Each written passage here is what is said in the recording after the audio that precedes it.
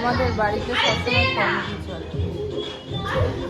সকাল বিকাল পড়াশোনা কেউ করে না, সারাদিন শুধু মেকআপ করে। একটু আগে আমাকেও মেকআপ করিয়েছে আমার ছোট মেয়ে। আর এখন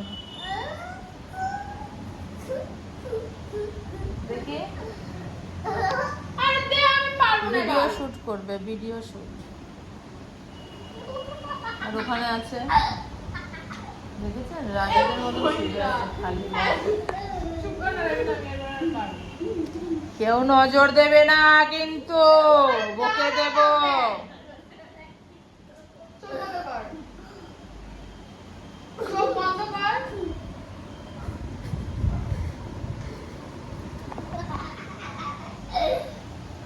তুই কি সাজবি?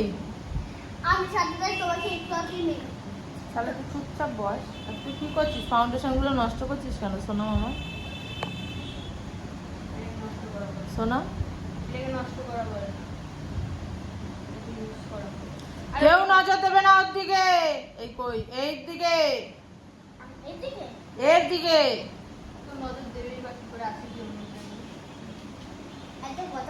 একদম ও ভুলে গেছে কি বলবো।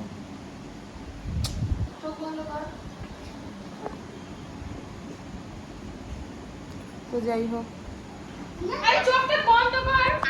টিভি চলছে, চা খাওয়া হলো। ও বিনা কারণে, ওর কোনো কারণ নেই ভারণে, ও বিনা কারণে শুধু হাসতে থাকে, এছাড়া ওর কোনো কিছু ব্যাপার নেই। ওকে কিরকম লাগে কমেন্ট করে সবাই জানবে। কাওলা, ওর নাম কাওলা। এ কাওলা, ও আদিম মানুষ। ও বলছে আমি আদিম মানুষের মতন আমাকে সাজিয়ে দিয়েছি।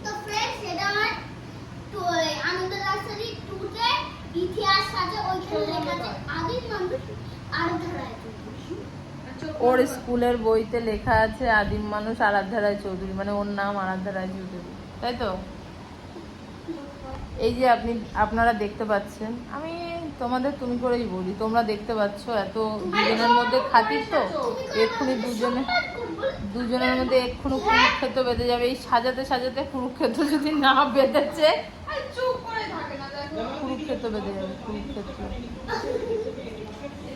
যাই হোক, সবাই ভালো থাকবেন, সুস্থ থাকবেন, আমরাও আছি।